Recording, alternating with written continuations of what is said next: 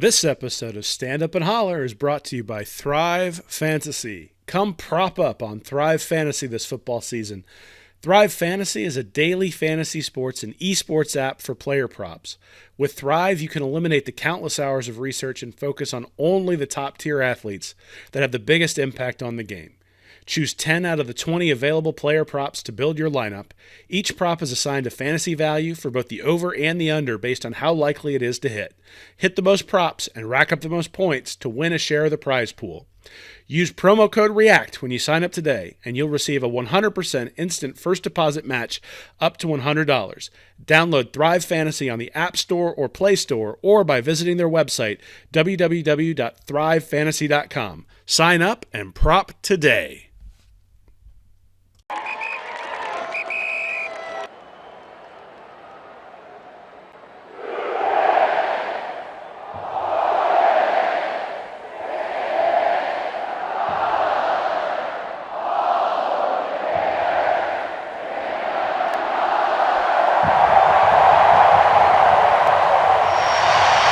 I'm Nick Knutson, joined by Will Miles. Welcome to Stand Up and Holler. On tonight's episode, we will cover our takeaways from the 42-0 win over Vanderbilt this past weekend. Is Emory Jones underrated? And what would a win or loss mean against LSU? Neil Blackmon from Saturday Down South wrote an article, and we'll also react to BAMA's upset against Texas A&M. And we'll finalize on the effect of the transfers and the 2021 season so far. But first, Will, how's it going, man? And not too bad. We're coming to you a couple days late here because Nick's been up in Minneapolis playing racquetball with his brother. So, man, you told me you were like in the semifinals or something. That's intense stuff. Yeah, we made a nice little run, but Gator standard, we didn't get it done. It was a fun weekend though, so we go up there, we compete. Oh, we got something we do with our dad too. Our dad still plays and everything, so he plays in the old man divisions, but it's a great time. U.S. Open's always up there in Minneapolis, and great time, great event. Well, to be fair, I'm not sure that you guys were 5-star recruits. So, you're the development that I've seen over the last 6 months while you've been telling me about this is really pretty impressive. I'm sure you'll be able to get them next year. Hopefully. That's why we go. Try to win. You try to win the game, right? All right, Will, let's start off with 2 bits. We'll do our Vanderbilt takeaways. Let's start on the offensive side of the ball. We saw 14 possessions. Of course, 2 of those ended the halves. So let's wipe out 2 of those. And so you saw 6 touchdowns. All right. So basically on 12 real possessions, you saw 6 touchdowns. Did see a couple interceptions sprinkled in there, but 4 punts on you're scoring touchdowns on half your drives. That's not a terrible time. They kind of came in waves though, didn't they? Yeah, I mean, Mullen alluded to it in his press conference, right? That it was, you look at the first the first couple of drives, it's 14-0 real quick. You look at the first 3 drives of the second half and they put the game away and they're up to 42 at that point. And really the rest, so probably 1 full quarter, they outplayed Vanderbilt considerably. And then the other 3 quarters, it was like a 7-0 ball game. So it's sort of one of those glasses half empty, glasses half full type things, right? You look at it and say, when Florida turns it on, they can play at an elite level, but the problem is that they don't turn it on, but every 2 or 3 drives. And, that you end up then the question is, can you flip the switch when you need it? And against Kentucky, they couldn't do that, at least not when they got down to the red zone. Against Alabama, they did it too late. And that's why you're sitting there 4-2 instead of 6-0, because they've just been inconsistent throughout the year. And I think Vanderbilt sort of cemented that that's the identity of this team, that there are going to be times where they're going to look really, really good. And there are going to be times where they look really, really stagnant, especially on the offensive side of the ball. And that's just who they are, right? And so I think expecting them to be something other than that is probably not a good expectation. But I think, I think there are some positives to take out of it as well, right? Especially with Emory Jones playing the way he did. We'll talk about him in the next segment, but with Emory Jones playing the way he did with the running back catching the ball out of the backfield, I think they finally figured out what to do against cover 2 when they leave the middle of the field open. Mm-hmm. They decided not to send tight ends down the middle. They decided to send wide receivers down the middle, and that's looked to be a really effective thing. And I think that's going to take some teams out of the stuff that Kentucky was doing to stop them a couple of weeks ago. So anyway, I think anytime you play Vanderbilt, the expectation is a big win. That's why they're the homecoming game, right? Everybody comes back, enjoys the first half, and then starts drinking. The consistently inconsistent, I guess, is the way that I describe this team. Even when you think about Mullen, like he's sort of, he seemed pretty calm the whole way through the Kentucky game, and then he was running around like a crazy man in the Vanderbilt game, yelling at sideline reporters and being mad at everybody throughout the week and all that sort of stuff. So just inconsistent, I think, is the word I'd use to describe this one. Now, I'm did not listen to Gators breakdown last night, but did you pat our boy Gator Dave on the back? Because I saw them take some downfield shots this week. Well, I mean, we were subtweeting Mullen in the middle of the game because they were taking downfield shots against cover one, which was entertaining because he was talking about that's the reason they didn't go deep the week before. Single high. Yeah, but I mean, look, it's at the end of the day, Mullen is right that the coverage dictates what you're going to do. But when the defense gives you single high safety, you basically almost always, if you're going to try to take a deep shot, you run a tight end right at the safety or a slot receiver right at the safety. And then you run two wide receivers on relatively deep routes, one who usually runs like a curl and then one who will actually be going deep. And that's the play they ran against Whittemore. They ran, I think it was Zipper or maybe Gamble right at the safety bit on the tight end route. That leaves Whittemore open one-on-one on the outside. Emory Jones is able to hit him. I know people have criticized that throw because it was a little bit short right along the sideline. Mm-hmm. Possibly could have been a touchdown because he's behind the defense. But let's be honest, man, 30-yard receptions, that's a successful play. You take it every time. You go up 30 yards and you keep moving. So, they took some deep shots. It was good to see. Obviously, I think some of the criticism was heard. Mullen took some timeouts at the end of the half. He really didn't need to take, which was a little bit amusing. But, again, I think the expectation was that they would dominate Vanderbilt. I don't think I would use the word dominate, especially in that first half. But I think, the game was never in doubt. The question was how impressive would it look? In the second half, it looked impressive. In the first half, sort of. Let's move over to the defensive side of the ball. You saw 13 total possessions for the Commodores, 6 punts, 3 missed field goals, Will, 2 interceptions, and 2 drives that ended on downs in there. So that's a nice mix, a pretty successful day for the defense. Now, Vanderbilt is almost reminded me, the defensive performance almost in some ways reminded me of the Tennessee game a little bit, except you just didn't see any type. Like we talked about Tennessee. Wow, if they would have executed a little more, it could have been a little bit of an uglier night against Tennessee. This game, you could use that as an extreme. They didn't execute hardly at all. They put together a couple of nice drives, but we saw that run. I like that running back out of Vandy. I believe his name was Patrick Smith. He had a couple nice runs, and maybe he's a freshman. Maybe that's a preview that you don't see the burst out of those Vanderbilt backs like that. I know they had Keyshawn Vaughn a couple of years ago, but you don't see that type of burst out of Vandy backs, and maybe we'll get to see that couple of good athletic play by that wide receiver to get him down to the 1 yard line. But then the Gators end up holding on 4 straight downs from the 1 yard line on defense. So Vandy certainly threatened a couple different times. They had periods of success, but the defense either rose up or Vanderbilt missed a field goal or made a mistake, it seemed like. I mean, Vanderbilt had 3 long drives in the first half. They had 200 yards in the first half. They only averaged 4.2 yards per play, but they had 48 plays. And so they were able to move the chains. They were able to convert third downs. I think they were 5 or 6 of 12 on third downs. And so when Vanderbilt's converting 50% of its third down conversions in that first half, you're not going to be a good off the field, right? And that I think is the frustration that people had when they were looking at the defense. Not that they were giving up big plays, which again, against Vanderbilt, you don't necessarily expect, but that they couldn't get off the field. This reminded me, you mentioned the Tennessee game. This reminded me of South Carolina last year, where South Carolina last year didn't have the personnel to take advantage of the deficiencies on Florida's defense, but they were able to keep converting third downs, keep converting fourth downs. And especially in the second half last year, South Carolina basically bled the clock, even though Florida was ahead. And so in a game where Florida could have put some backups in, could have gotten some guys some experience, which obviously would have helped later in the year, they weren't able to do that. The defense obviously clamped down the second half, 87 total yards for the entire game. So they gave up 1.8 yards per play there in the third quarter and just turned the ball over and over and over again. And the offense clicked it up too. They averaged 12.6 yards per play in that third quarter. And that was the difference in the game. Florida puts up 3 touchdowns and basically puts the game away at that point. But this also is sort of, I think, goes to my inconsistent comment, right? Which is that the defense played poorly against Alabama in the first quarter, and then in the second quarter was lights out, and then the third and fourth quarter was sort of average. I think against Vandy in the second quarter, they were all right. The first quarter and the third quarter, they were really good. The fourth quarter, it was sort of, who cares? At that point, the game was over. But Kentucky was the same way, right? They gave up the big play to Wandale Robinson. And, there were times where the defense was good, but there were times where the defense wasn't. And against Tennessee, the same thing, especially with some of the big plays that were there for Hendon Hooker, and he just couldn't take advantage of it. So again, I go back to the consistently inconsistent line. Now, Florida at this point is like 18th in yards per play allowed, which normally I would look at that and say, whoo, okay, Florida's defense is really playing well. I don't know.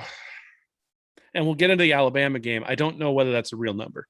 I think Vanderbilt and Kentucky and Tennessee, the way they were playing, when they were playing them, Alabama, and then the two, directional schools from Florida.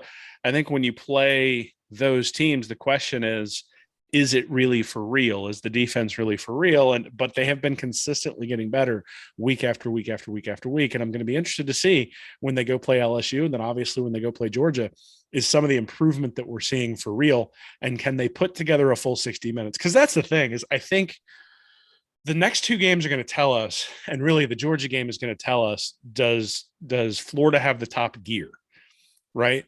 And if they can compete for 60 minutes, we can see whether they've got that top gear. And then the question is, how do you get the team to be intense enough for 60 minutes to have that top gear? If they just get blown out of the water by Georgia, then you're left wondering, okay, we're really driving a Pinto, and we just came up against the Maserati and they blew us off the line. So it's going to be interesting the next couple of weeks to see whether they can start putting together, instead of stringing together a quarter or a half a quarter, can they string together a half? Can they string together 3/4 of a game?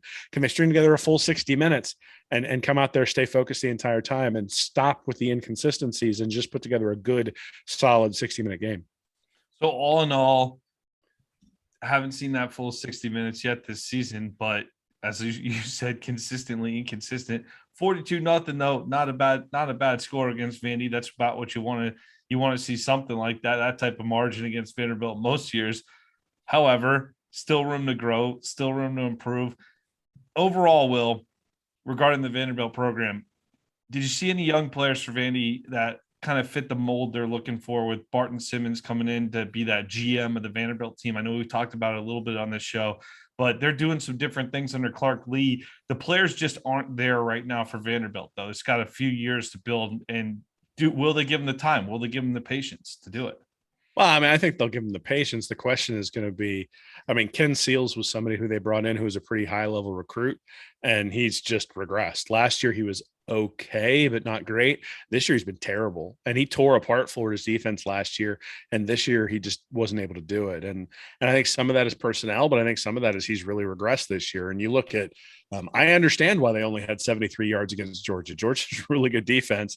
Georgia has been able to put 60 minutes together, at least on the defensive side of the ball. And Vanderbilt isn't good enough to go out there against a team that's really concentrating and really out there to go for the throat. Florida didn't really do that in the first half and kind of kept it close, to be honest with you. But in the second half, when Florida finally decided, okay, that's enough, we're not going to let them hang around anymore, then that was the end of it. So, just like any program that isn't recruiting at an elite level, Vanderbilt's going to have to find a quarterback.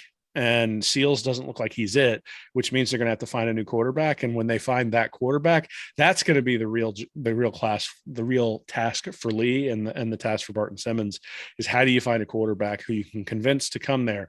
Because look, Vanderbilt was good when Jay Cutler was there, right? Vanderbilt was okay with a couple of the quarterbacks that they've had the last few years. The quarterback play hasn't been good the last few years. And that's what cost Derek Mason his job. And that's, if they can't find a quarterback, that's what'll cost Clark Lee his job too. So I think it's cool they're trying something different, but sometimes when you try something different, it doesn't work out. Hopefully the folks at Vanderbilt have enough patience to understand what they're building there. They run into enough disadvantages there that expecting more than like 6-6, 7-5 on a consistent basis, I think is probably too much. It's an interesting experiment for sure. All right, so we'll settle on a 42-0 victory for the Gators to improve to 4-2 on the season before their trip out to Death Valley to face LSU. All right, let's move on to 4 bits, Will. And the question we wanted to evaluate here at the midseason point through 6 games: I know there's been a lot of talk about Emory Jones. Everyone's got their opinion on the quarterback situation. Anthony Richardson, we haven't seen him for a good second half of the season so far because of an injury, really, but limited playing time in his time back here in the last two games. But we wanted to ask tonight, is Emory Jones actually underrated? What have you seen from Emory Jones that would even make us bring this question up, Will? I mean, I've seen 478 rush yards at a 6.4 yards per attempt clip. I mean, that's the saving grace. He's only averaging 7.3 yards per attempt. Though, again, if you go and look at his stats, he averaged 4.2 against FAU, was really bad. 6.9 against USF, still not all that great. But 7.2 against Alabama, 7.7 against Tennessee, 6.5 against Kentucky, and 12.4 against Vandy. So I think he's going to sit in kind of that 7 to 8 yard per attempt range. But if he can continue to average 6 yards a carry, then he brings a lot of value. So my stat, yards above replacement, tries to factor that in. And his yards above replacement through 6 games this year is 1.02. which is right around where Jake Fromm was in 2017 and 2018. Now, his QB rating is 141.7. I actually wrote an article a couple of months ago before the season started detailing what his QB rating was going to track. Because if you look at Mullen's teams, they almost always utilize the quarterback run game in some capacity. Even think about last year, they even had Trask run a little bit. And the differentiator in offense is usually QB rating. And a QB rating of 142 equates to a points per game of around 33 points per game. That's right where Florida is. I think they're like 32.6 for the overall year. If you look at Kyle Trask, his first 5 starts, his yards above replacement was actually negative. It was negative 0.41. And the reason is that he was getting sacked a lot. He was fumbling a lot. So he had 41 rushes for negative 86 yards, even though he was averaging 8.1 yards per attempt when he threw the ball. But I mean, even if you look, 1143 is the yardage for Emory Jones through the air. 1482 is the yardage for Trask. If you then add the 478 from the running, Trask or Jones actually in his first 5 games has outgained Kyle Trask and has outgained him from an average per play perspective. So, yes, Trask's QB rating is 156.5, but a lot of that is attributable to his 15 touchdowns and his 4 interceptions, whereas Emory Jones has 10 touchdowns and 7 picks, and he's got 2 rushing touchdowns, so he's at 12 and 7, I suppose. But the point being that the interceptions, I think, are the thing that's just glaring in terms of the thing that has to improve. It's also the thing that doesn't, other than this year, doesn't have much history with Emory Jones. He did not turn the ball over a lot before this year. He's obviously not fumbling, which is great because the fact they haven't added more turnovers because of exchanges and things like that is important. But I think the big thing is that when you compare him, we were so starved for quarterback play when Kyle Trask came on the scene that it was like a revelation that we had someone who is competent now. And then the next year he took a real step forward. And when he took that step forward, then we went, whoa. And now we're comparing Emory Jones to that. And that Kyle Trask had a yards above replacement of like 1.6 or 1.7 last year. So near Heisman level. And that's kind of what we're comparing him to. And no, he's not at that level. But the thing that I would say is if you look at Trask for his first 6 starts, and if we take out Towson, so really his first 5 starts, 168 was his first QB rating, then 146, 146, 148, 149 were his QB ratings. So very consistent, right? You knew what you were getting every time you went out there against Auburn, against LSU, against South Carolina, against Georgia. You look at Emory Jones, 95.5, 118, 115, 179, 133, and 218. So very up and down. And I think we felt that, right? I mean, we felt that there are games where you're like, whoa, he really played well today.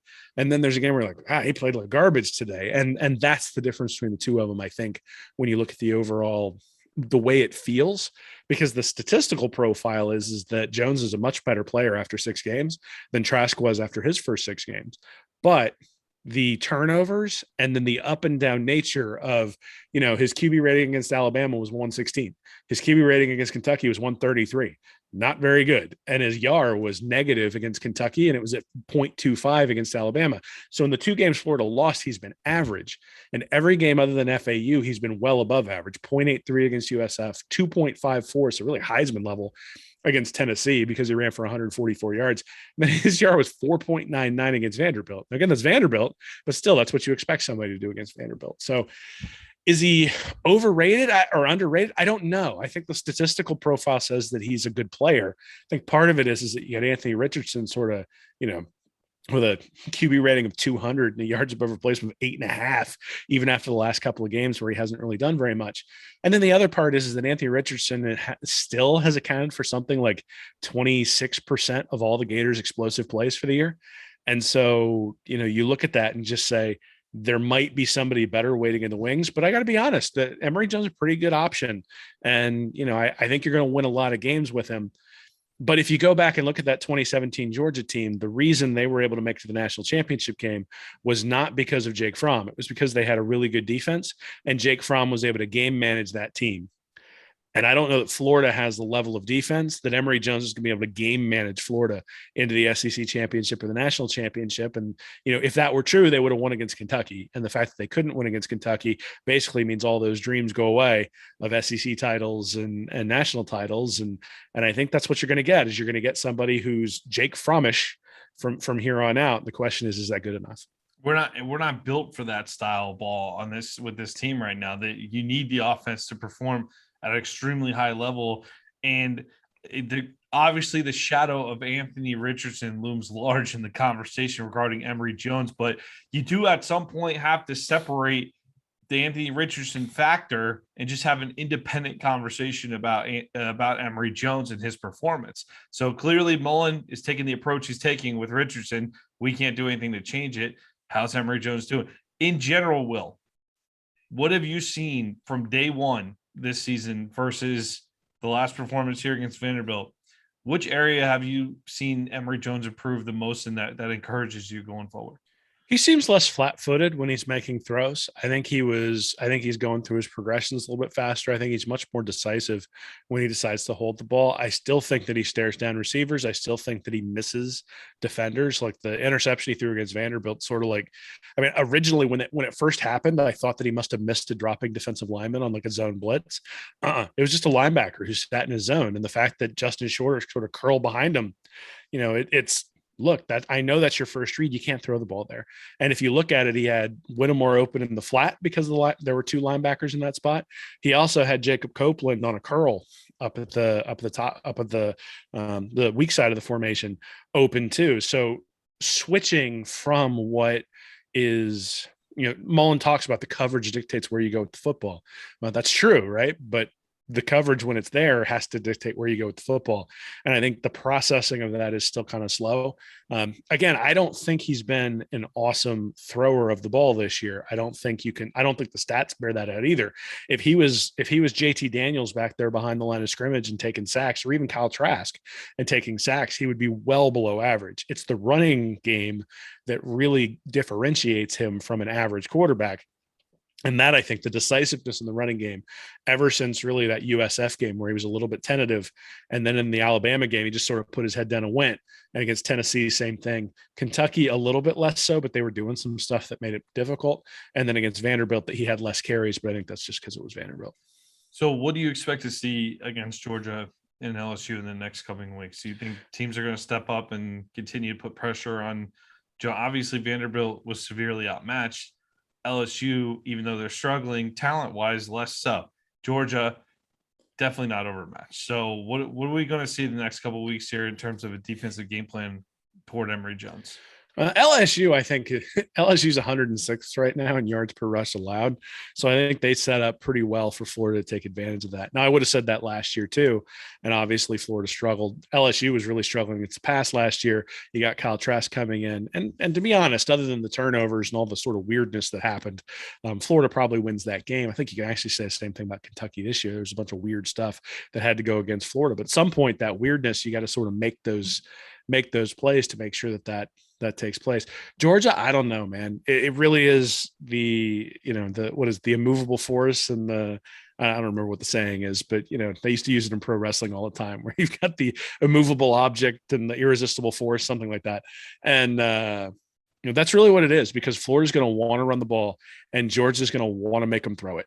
And the way that game is going to be decided, at least when it comes to Georgia's defense, is going to be, can they stop it? Because if they can't stop Florida from running the ball, I think it opens up a ton of stuff. If they can stuff it and they can make sure, if Emory – so I put something in my article after the game last week, or before the Vanderbilt game. Actually, it was in the preview looking at QB yards per attempt. And it was like, 13, 12. And then against Alabama, it was like 4.4.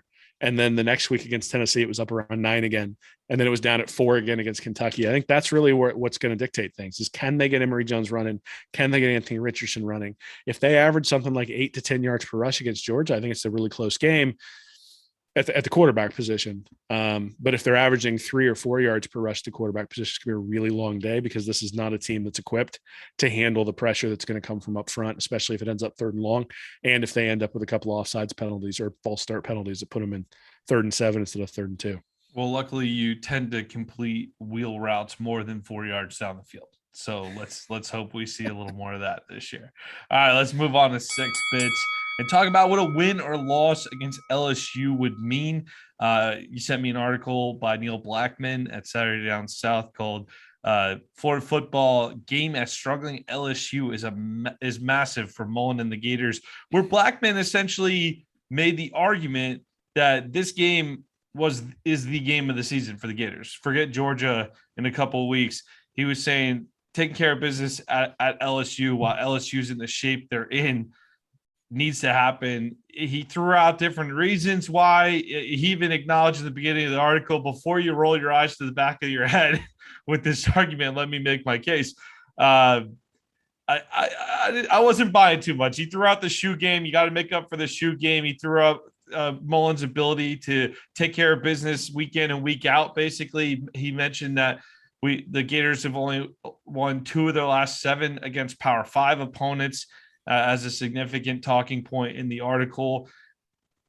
I don't know, Will. I think a little much is made out. Obviously, that the finish from last year is still haunting this program to an extent. It's crazy how much that really, why you want to look back. Why was I mentioned this on last week's episode? Why is the Cotton Bowl important? Dan Mullen. Why is the Cotton Bowl important? Because we're still talking about the finish to last season. And you go look at that Oklahoma team right now. They're not exactly lighting it up. I know Texas, they scored a bunch of points, but Spencer Rattler got benched. All right. They lit us up in the Cotton Bowl. We didn't take it as seriously as we could have. It's why you finish strong, even when you're eliminated. So we're eliminated from playoff contention. Finish strong to set the tone for next season. It's why those games still matter, and to some extent, because it's a program. It can carry the program through.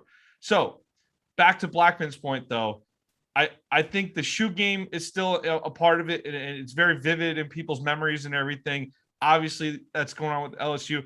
But LSU, man, Florida lost to Kentucky. LSU got trounced by Kentucky. LSU's in a different shape than this Florida program. The arrow is definitively pointing down for this LSU program right now. And so I think it's big for LSU for their own reasons. It's big for Florida because it's a very winnable game. Even though you're going on the road, it's not a 7:30 p.m. kickoff. It's like 11 a.m., right? It's 11:30 or 11 a.m., whatever it is out there. I think this is a game the Gators go out there. They need to focus on taking care of it. But to call it a program-defining game, I think that's a bit of an overreach from what I read in this article. Yeah, I mean, I like Neil. He's a friend. He does good work. I love the website too. Saturday Down South, great website. I mean, I get what he's saying. I understand. Now, the one thing I would say, and I don't think he actually really included this in the article, you and I talked. So first off, you defended Mullen all off season, and now you're getting mad about the last 4 games last year, which is hilarious. This article. By the way, I tongue in cheek. I still defend Dan Mullen. I would defend Mullen himself, but on the Cotton Bowl you're talking about, I was still tongue in cheek say, yeah, it didn't count, because why give anyone the satisfaction outside the program that it counted? Of course I'm going to say that. But I honestly, in my own thing, I kind of wrote it off in my own head.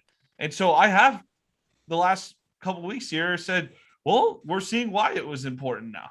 Because you don't take off any time. If you want to talk about setting a Gator standard, there can't be these off games anymore. Well, it turns out that when you're going to premise your entire program on development, you got to use those games to develop, right? Which is why people were upset about it. And one of the reasons why, I think it was a bad look for the program to do things that way. But I digress. So to go back to Neil's point for LSU, the one thing that I don't think he pointed out, and I think would have been a useful thing, is when you look at Kentucky, Georgia, Alabama, and LSU. Dan Mullen's 4-8.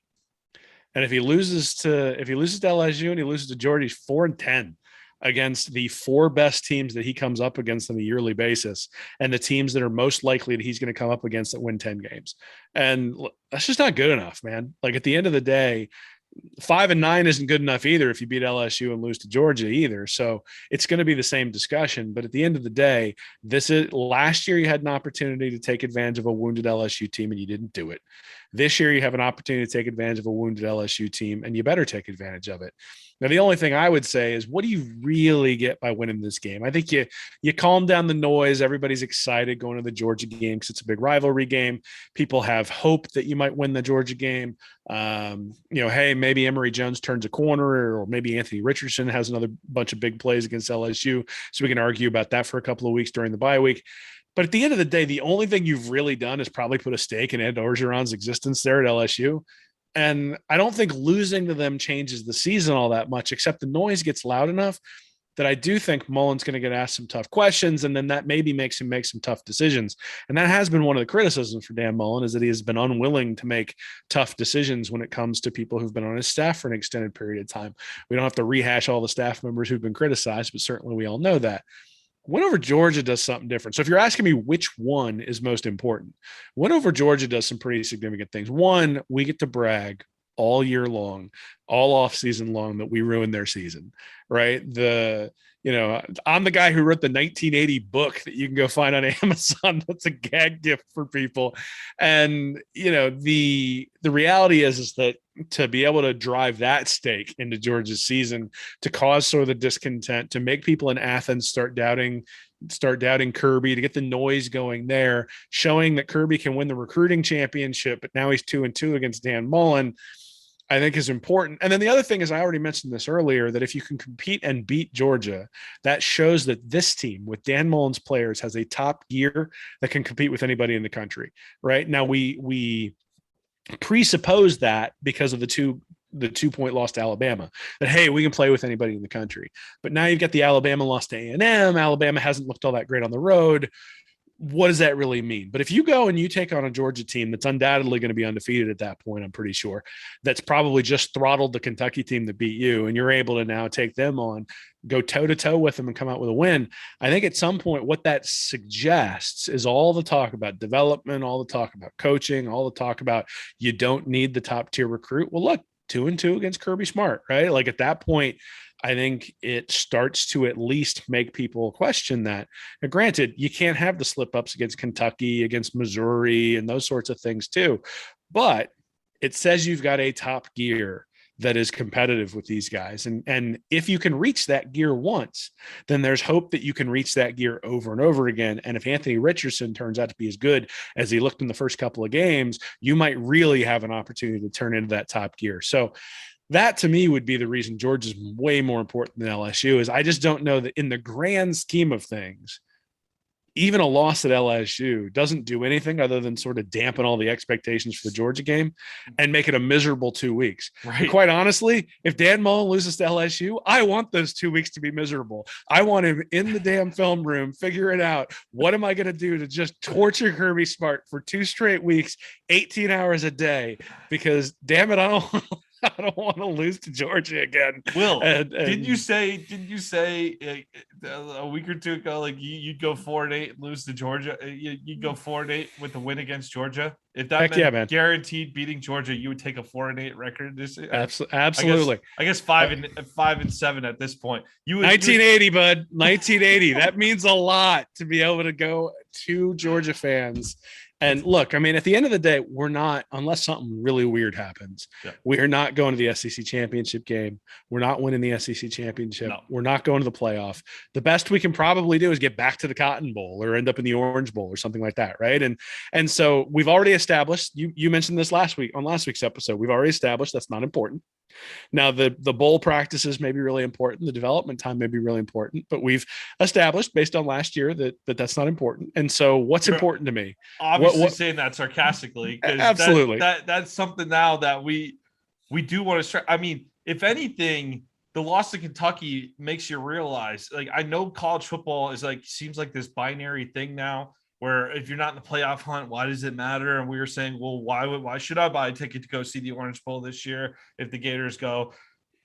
The reason why you stay tuned is to see this. It's all connected. It's connected to next year in a way. There is a connection. Sure, you'll lose starters and find things, but there's momentum that builds throughout the offseason. And beating LSU is an important point to maybe putting 2020, all the negativity, some of the negativity behind us to an extent. But that's about it right now in terms of this LSU game. I asked you how important the LSU game was, and you spent 10 minutes talking about Georgia. Because I don't think the LSU game is very important. That's my point. If you beat LSU by 6 touchdowns and then you lose to Georgia by 3, I'm going to be absolutely crushed. Furious. Yeah. If you lose to LSU by 6 touchdowns and you beat Georgia by 3, I'm going to be elated. And here's the reality: is that Georgia is the SEC East bellwether, and you have to show you can compete with them. LSU is a program that's in the West. Yeah, they're our cross rival, but they're in the West. They aren't even a very good West team this year. It'd be like losing to Mississippi State, right? I mean, at the end of the day, yeah, they're an okay team. You shouldn't lose to them. You should beat them, but it doesn't tell you anything about your program if you go to Baton Rouge and can't get it done, unless you lose by 4 touchdowns to Georgia the next week, at which point it tells you don't have that top gear. And so yeah, if they run the gauntlet and come up Alabama, LSU, and Georgia 0-3, well, then we got a different discussion. But and you got to start somewhere, right? I mean, and that's the thing, is that it's not a zero-sum game, right? So if you go out and you lay an egg against LSU, it really doesn't help build to be able to go out and be competitive against Georgia. At the same time, if you had to pick one, it's pretty obvious which one I'm picking. I'm gonna be doing a full LSU preview with an LSU reporter. I'm on the Read and Reaction podcast this week on the YouTube channel, so be sure to check that out on Thursday. I should be putting that out. But in the meantime, for those of you who have been solely focused on the orange and blue and not paying too much attention to what's going on in Baton Rouge, it's getting serious. It's getting pretty hairy for Ed Orgeron at this point, Will. And we're at a point where there's already the Jimbo rumors floating. There's already rumors around the LSU job. And it just seems, I mean, COVID last year made everything seem like 10 years before that. But I mean, does it feel like 10 years since Ed Orgeron won the national title at LSU, even though it was only in January of 2020? The guy was the king of Louisiana.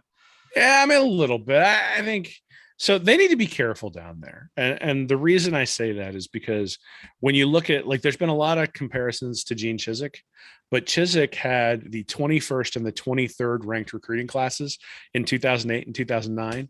Then they get Cam Newton to come in as a transfer. They win the national championship in 2010. And then 2 years later, he's getting canned because everything went downhill. But part of the reason it went downhill is he had the 21st and 23rd ranked recruiting classes and then was trying to go compete with Alabama without Cam Newton at quarterback. Same thing if you think about McElwain, right? I mean, he got run out of town, obviously, after reasonably successful seasons in 15 and 16. Everything falls apart in 2017, but there was no real recruiting backing that gave you hope that he was going to be successful. You look at Orgeron, that's not the case. So, he had the 3rd ranked class in 2021. He had the 4th ranked class in 2020. He had the 5th ranked class in 2019. Now, certainly you can look at that and say, hey, he's squandering all that talent, but he does have a track record that when he's got that talent, he gets to all coalesce that he can win a national championship, right? And, he had some success at USC, and then he's had some success at LSU, obviously. Now, guys who win national championships and SEC titles don't grow on trees. And I get it. He's not. It's a little bit embarrassing, I'm sure, to have him as your head coach, like, with all the Pumbaa references and, all the Farmer Fran and all that sort of stuff. Like, he's not necessarily the guy that you'd want out front. Like Saban, I think Alabama likes having him as the guy who's the front of their program, right? And I think the Orgeron stuff kind of makes probably some LSU fans not feel so good about themselves because he's representing them. At the same time, guy won a national championship 2 years ago, and he's recruited well. Hey, they're having some rough years, but I hesitate to suggest you should get rid of somebody who's done that. There's nothing in the profile other than the fact that the team struggled the last 2 years that's fireable. except for maybe some of the weird extraneous stuff that goes on outside, which is a different story. There's some off the field stuff. I think that it's more that it's a combination of things out there. But hey, USC turned their nose up at this guy a couple of years ago. Do you think they regret that decision? I mean, like to your point, the guy can absolutely recruit. I think he's for him to do what he did, where Les Miles continued on the same path for so long. And there was a lot of frustration. Why are we watching the same product over and over? Hey, guess what? They ran a toss play to the left now. Oh, toss play to the right. Oh, we're going to mismanage the clock. Oh, cool. Les is eating grass again. It was the same thing year in and year out with Les. Ed Otron comes in and revamps the thing, brings a bright young guy like Joe Brady in. And I thought that took a lot of guts for him to make some of those moves that he made. Now you lose Aranda to Baylor. Baylor's having a pretty good season, by the way, this year. They're still technically alive in the Big 12. And Aranda's the offensive coordinator up for the Carolina Panthers under Matt Rule. Or Brady is the offensive coordinator up there for Matt Rule. Unless you're bringing like Brady back to Baton Rouge, because I think that guy gets a lot of credit for that magic that happened in 2019. I don't know what you do. Like, this is a point where, okay, can you get, if Jimbo Fisher's interested in the job, maybe that's a conversation. But I think the AD at LSU was the guy who hired Fisher at A&M, if I'm not mistaken. And so there's some connections there. But like, I mean, it's two struggling seasons. You're not happy with the guy. If this is on the field related for LSU, I think that's totally ridiculous. If it's something off the field and there's more to it that we don't know, and I know there's some other things that have gone on at LSU that even date back to the Miles years that they've been working through over the last year plus here. But man, if this is solely on the field related, it's absolutely crazy to me that this is even a discussion right now. If you go to the Alabama boards after they lost to A&M the other day, a bunch of people going, the game's passed Saban by. It's like he just won the national title last year and had an undefeated team, completely reloads. Half the team goes to the NFL. He's got the number one team in the country. They go on the road. They lose to A&M by a field goal, really sort of a gallant comeback. And, all of a sudden Saban needs to be fired. So look, it's not rational, right? I mean, college football fans are not rational. There are people who've wanted Dan Mullen fired since the day he got here.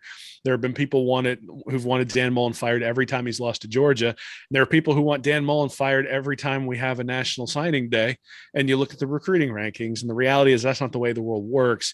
There were some things that I think I disagreed with, but Chad Wilson, Marco Wilson's dad, had a Twitter thread talking about the value of letting a coach have multiple years, having in the full 5 years, even if he's not the right coach for your program. And it's an interesting read, just because his point is that players don't want to commit to a program that's unstable. If the fans are making it an unstable environment, or if the administration is allowing it to be an unstable environment, then that can hurt you when it comes to the types of kids you're going to get coming to your program. I thought it was an interesting read. I don't know that it's completely accurate, but I think there is some logic to the fact that even if your coach fails, when you give him the full 5 years, that you're showing that your program has stability and everyone knows it's time to make the change. You make the change and no one feels bad about it. So interesting read, but hey, I don't care about LSU, man. I want to win the game. I don't want to say that I don't want to win the game. I absolutely want to win the game. At the same time, if you ask me to choose, I'm choosing Georgia all day long. No, for sure. And that's where I sit. Before we move to $1, let's wrap up with that has been Nick Saban and the Alabama Crimson Tide. I was following the score. I didn't get to watch I watched the last maybe 8 minutes of the game because I was actually on Saturday night. I was with a buddy who's a big Cornhuskers fan. We were watching Nebraska and Michigan play, and man, I kept pulling up the score every 5 minutes on my phone, refresh with the A&M score. I'm waiting for that time for Alabama just to go ahead by 2 touchdowns, but A&M kept pacing it. They kept pacing it. Bama came back though. They ultimately come back. They take the lead even. They took a touchdown lead, and A&M responds and go down the field. They answer with a touchdown, then answer with the field goal of their own. Heck of a performance by Zach Calzada, who has looked overwhelmed, scoring a combined total of 20 points against Arkansas and Colorado, and then goes out and lights up Bama for 41 points. Are you kidding me? Unbelievable performance. A&M, that field, Kyle Field, looked like it was rocking on Saturday night. It was a great environment. And hey, Jimbo Fisher, this is what he was hired to do at LSU. But Will, or I'm sorry, at LSU, a little foreshadowing there. At Texas A&M, I think that this performance, though, does it knock back any of the accomplishment that you felt with the Gators playing so tight with the Tide? And did you have the thought of that could have been us pulling that upset? That should have been us pulling that upset. A little jealousy there on my part watching that on Saturday night. Maybe a little bit. The big thing I saw is that Bryce Young, for all of his skills, is clearly has some deficiencies that you can take advantage of. And they don't have the same running game that they had last year with Najee Harris. Robinson's a good back, but he is not Najee Harris. Their receivers are good. Mechie is good. Billingsley dropped one that might have really changed the game, but Billingsley's good. But it's not Henry Ruggs. It's not Devontae Smith. And there is a drop off in the level of player that they have out there on the field. At the same time, Kirby Awards are coming out this week, and Saban is up for it pretty hardcore. He had a couple of times where he had the team deep in A&M territory and kicked field goals twice. They were down by, I think it was 5. No, they were down by 7. And he kicked a field goal to bring it to 4. And then he kicked another field goal to bring it to 1. Then they score the touchdown and get the 2-point conversion to go up by 7. So you sit there and look at it and go, oh, he must have made the right choice. They got up by 7. I actually don't think so. I think you look at that and go, those 4th down opportunities, you gave up points, and that gave Calzada the opportunity to sort of right himself, because the third quarter was all Alabama. Half of the fourth quarter was all Alabama. And it wasn't really until they got desperate and had to start chucking the ball down the field again that A&M sort of was able to sort of get their mojo back, right? The almost the entire second half. It was something like halfway through the fourth quarter. It was something like, A&M had 200 yards and Alabama had like 195 for the first half. And then the second half, it was like 250 for Alabama, like 13 for A&M when they showed it, when Alabama was up by 7. And, so I looked at it. The other thing is he pulled a Dan Mullen, didn't call any timeouts at the end of the first half when they might've had an opportunity to go down and get some points, sort of the same thing Mullen did against Kentucky. So Saban actually, I think, cost him, left some points on the field. And, look, I'm not ready to fire the guy. He's won 6 national championships, 7 SEC championships in the last 12 years. What have you done for me lately, though, Will? At the same time, the Kirby Award is a weekly award, man. So, I think I look at it and I say Alabama is not, and I'm not sure anybody in college football is without warts. I think last year's Alabama team was pretty close to not having warts. Maybe some warts on the defensive side of the ball, but it didn't matter because they were so explosive offensively. I think you could say the same thing about 2019 LSU. They were just so good with Burrow and Jamar Chase and all the different guys they had on that team that it was unbelievable. All of a sudden you're throwing to Randy Moss's nephew or son or whatever it was at tight end, Terrence Moss. You're throwing to that guy and you're like, oh my God, Randy Moss's kid is out there sort of like an afterthought on that LSU team. This year, I don't know if there's anybody out there who's like that. Right. I think the closest is probably Georgia, but that's a defensive thing, which means that if you can get them down by a touchdown or 2, I'm interested to see what happens when all of a sudden the ball has to go into Stetson Bennett or JT Daniels' hands and they got to start throwing the ball. Now, is anybody going to be able to get them down a touchdown or 2? That's a question that no one's been able to ask yet. Auburn had them down 3-0. I think that's probably the worst it's been for them this year. But I think the reality is that there's nobody this year who's just going to be able to steamroll you offensively, which means that gives me hope that Florida's top gear might be good enough in some of these games. At the same time, we know it's coming. Bryce Young's going to be even better next year. And so, this was your year to get him. And that I think is sort of the disappointing part about the loss in the swamp is this was your year to get him and you just weren't able to do it. Terrace Marshall and Thaddeus Moss. Thaddeus, not Terrence. And really, I know we've heard this stat about Nick Saban's never lost to an assistant coach until Jimbo beat him the other day. But I can almost go out and safely say that Nick Saban's never won an award named after a previous assistant coach. So some history could be made. Stay tuned, folks. Let's see what Will Miles decides to do with this week's Kirby Award. Let's move on to $1, and we'll talk about the effect of transfers on the 2021 season. Our favorite topic in the offseason the last couple of years here has been the transfer portal. And certainly we've seen transfers make an impact this year, but up and down across the board. Let's start on the offensive side of the ball. Will, The biggest standouts right now you're looking at probably Justin Shorter and Stuart Reese. We spent all offseason talking about two fantastic 5-star running backs, and we've hardly seen them. We finally saw Lingard play a little bit this weekend, but Shorter has been, I'd call him a semi-regular receiver where you see him a few times a game but you're not seeing too many big plays or flashes. I know he had a great catch last year against Arkansas, I believe. But other than that, I'd probably say the biggest impact of the transfer portal on the offensive side of the ball has been Mr. Stuart Reese there on the offensive line. Yeah, I mean, Reese played real well this year. I think he was a disappointment last year.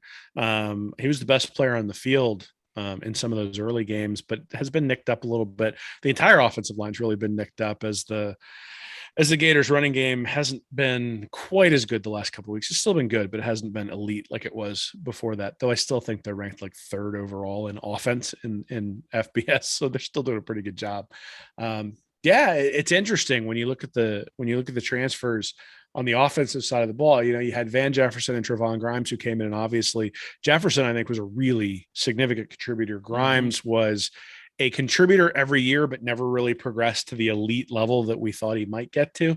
And then the other guy who's sort of missing from the offensive side of the ball from a transfer perspective is Arik Gilbert. Right. That was somebody that I think we thought we were going to have through the transfer portal, and thought we were going to have somebody at tight end who could sort of replace Kyle Pitts, maybe not necessarily be Kyle Pitts, but could at least do some of the things down the middle of the field that, are missing this year. And that's been a big part that was missing until that Vanderbilt game, is that tight end who, when you get the opportunity to get a guy one-on-one on a linebacker, are you going to be able to win that battle? Zipper and Gamble have been okay, but most of the time the catches have been designed things where they've been designing them open, not necessarily winning one-on-one battles. And that's sort of, when I look at this year, you mentioned Lingard and Bowman not getting on the field, so not really taking advantage of those guys yet. Jefferson and Grimes obviously gone.